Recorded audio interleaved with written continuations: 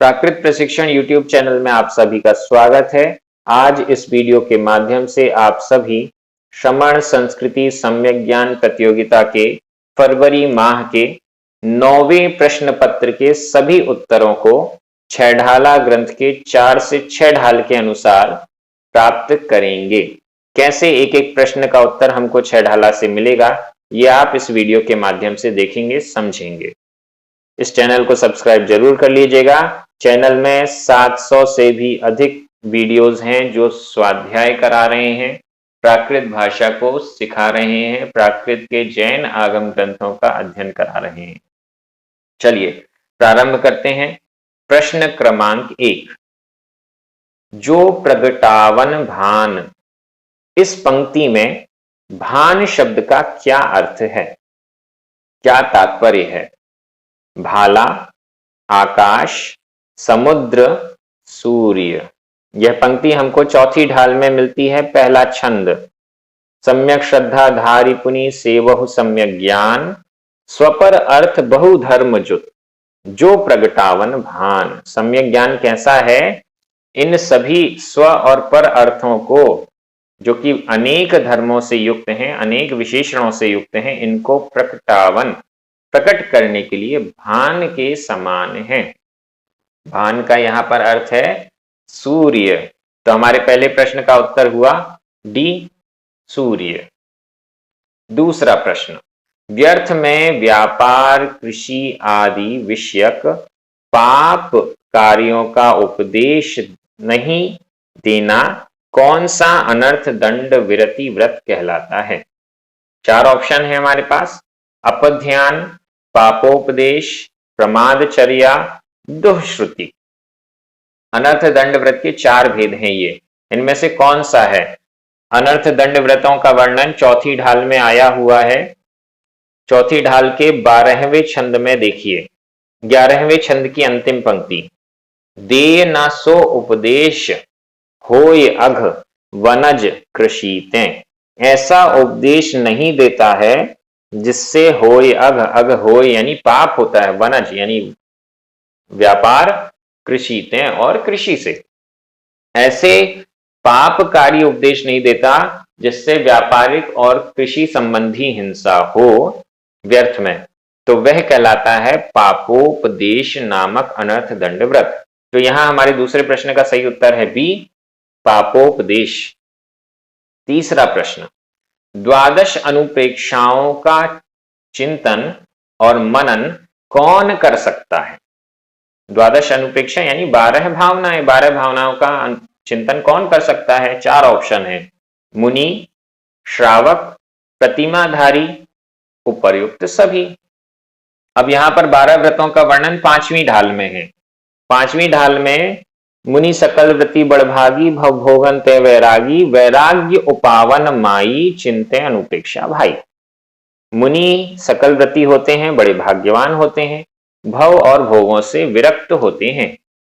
इस वैराग्य को उपावन, इस वैराग्य को उत्पन्न करने में माई, माता के समान है। कौन? अनुप्रेक्षा। इसलिए हे भाई, हे भव्य जीव, अनुप्रेक्षाओं का, भावनाओं का चिंतन करो, ऐसा 5वीं ढाल की पहली लाइन कहती है। अब मुनि तो वैरागी होते हैं, और ये वैराग्य किससे उत्पन्न होता है? अनुप्रेक्षाओं से। अब मुनि बनने से पहले भी अगर वैराग्य को प्राप्त करना है तो अनुप्रेक्षाओं का चिंतन तो करना ही पड़ेगा।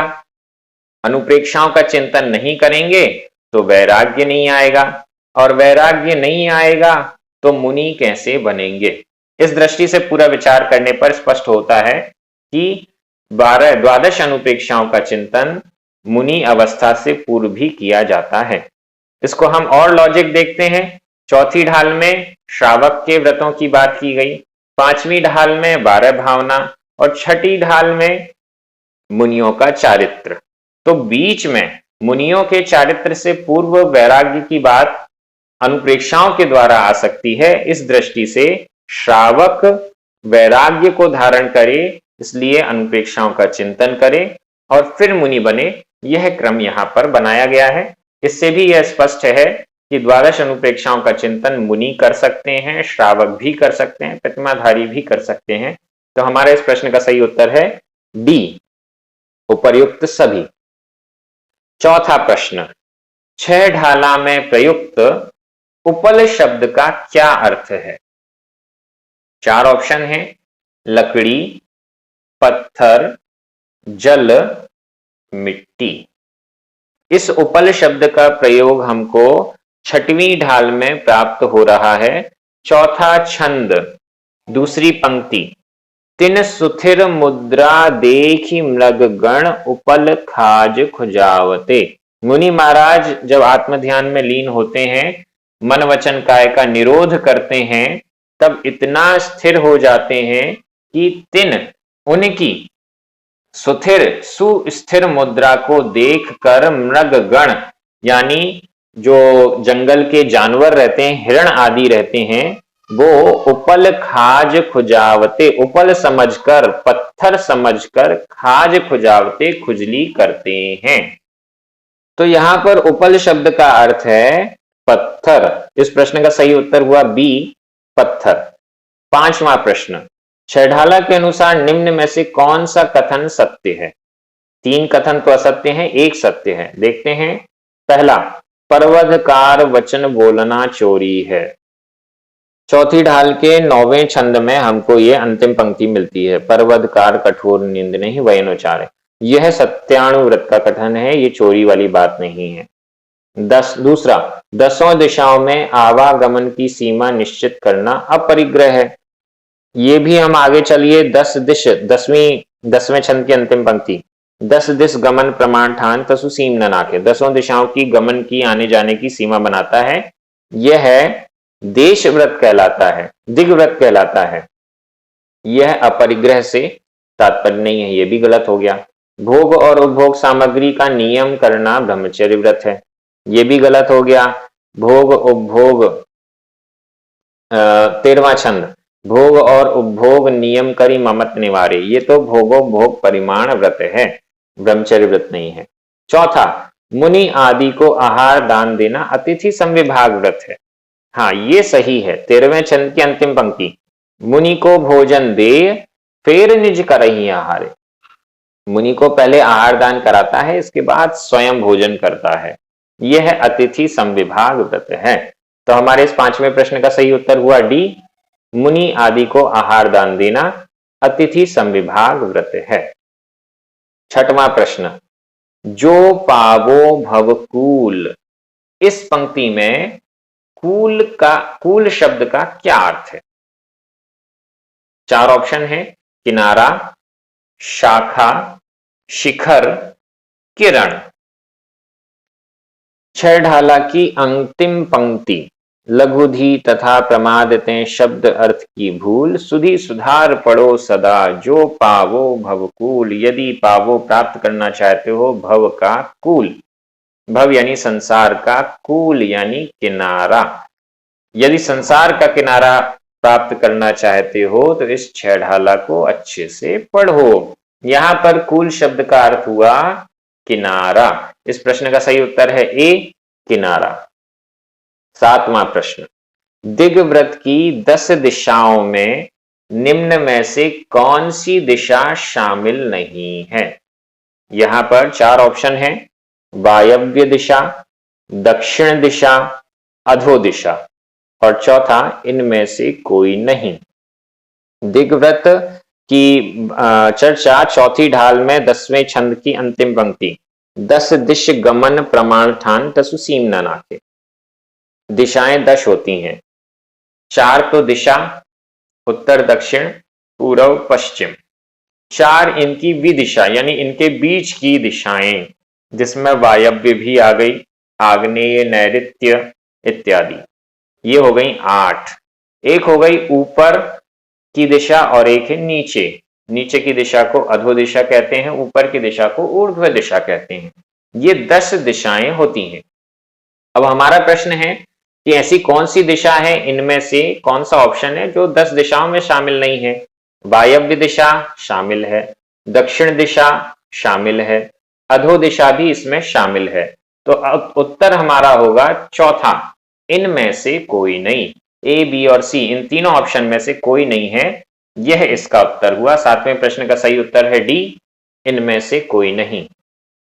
8वां प्रश्न, इस मानव देह में कितने मल द्वार होते हैं?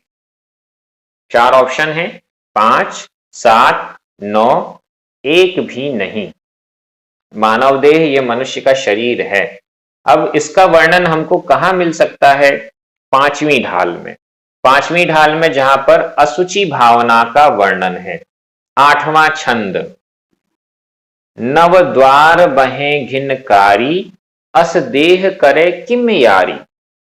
इस शरीर में 9 मल के द्वार घृणा के देने वाले, घृणास्पद ऐसे 9 मल के द्वार बहते हैं, ऐसी देह से क्या यारी करना। तो यहां पर मनुष्य देह में, मानव देह में 9 मल द्वार कहे गए हैं। तो हमारा इस प्रश्न का सही उत्तर है सी, 9। 9वां प्रश्न, जगत कल्याणकारी, सुनने में सुखद, भ्रम निवारक वचन बोलना क्या कहलाता है? 4 ऑप्शन है, सत्य महाव्रत, भाषा समिति, वचन गुप्ती, उपर्युक्त सभी। ये सभी ऑप्शन जो है वो मुनियों से संबंधित हैं। 6वीं ढाल में हमको इसका वर्णन मिलेगा। यहां पर 6वीं ढाल में दूसरा छंद देखिए, जग सुहित कर सब अहित हर, श्रुति सुखद सब संशय हरें, भ्रम रोग हर जिनके वचन, मुख चंद्र ते अमृत झरे। मुनिराज के वचन कैसे हैं? मानो मुख रूपी चंद्रमा से अमृत झर रहा है। जग का सुहित करने वाले हैं, अहित को दूर करने वाले हैं, सुनने में सुखद हैं, संशय को दूर करने वाले हैं, भ्रम रूपी रोग का हरण करने वाले हैं। यह भाषा समिति का वर्णन है। सत्य महाव्रत में लेश मात्र भी असत्य नहीं बोलते। वचन गुप्ती में वचन नहीं बोलते, मौन रहते हैं। भाषा समिति में जब बोल रहे हैं तो ऐसा बोल रहे हैं मानिए सबका सुख प्रदान करने वाले हैं, सबका हित करने वाले हैं। इस दृष्टि से यह 9वें प्रश्न का सही उत्तर है बी, भाषा समिति। 10वां प्रश्न, निम्न में से कौन सा कथन असत्य है? 3 कथन सत्य हैं, 1 असत्य है। देखिए, सिद्ध भगवान अष्टम भू में विराजते हैं। सिद्ध भगवान अष्ट कर्म से मुक्त हो जाते हैं। सिद्ध भगवान 5 प्रकार के भ्रमण से मुक्त हो जाते हैं और सिद्ध भगवान परम पवित्र देह को धारण करते हैं।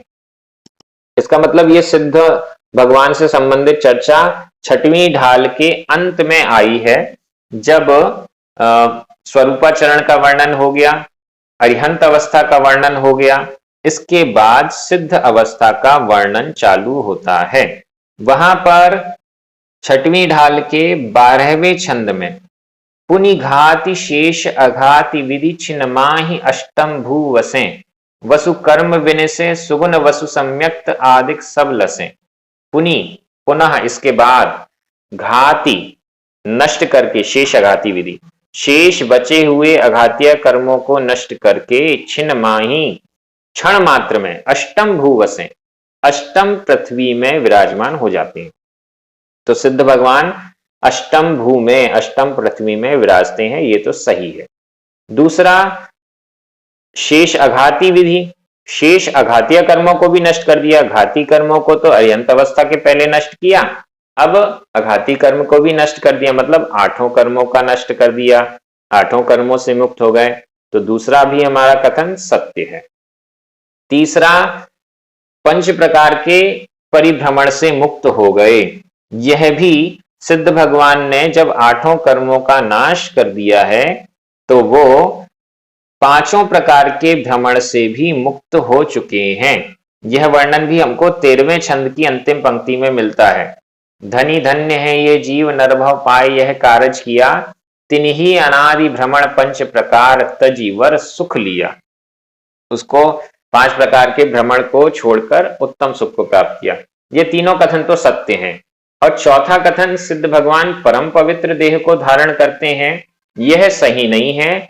अरिहंत भगवान की तो देह परम पवित्र होती है, लेकिन जब वो अरिहंत अवस्था से सिद्ध अवस्था को प्राप्त करते हैं तो शरीर का भी नाश हो जाता है, शरीर यहीं छूट जाता है और आत्मा मुक्त होकर अष्टम भू की ओर चली जाती है। इस दृष्टि से इस 10वें प्रश्न का सही उत्तर है डी, सिद्ध भगवान परम पवित्र देह को धारण करते हैं।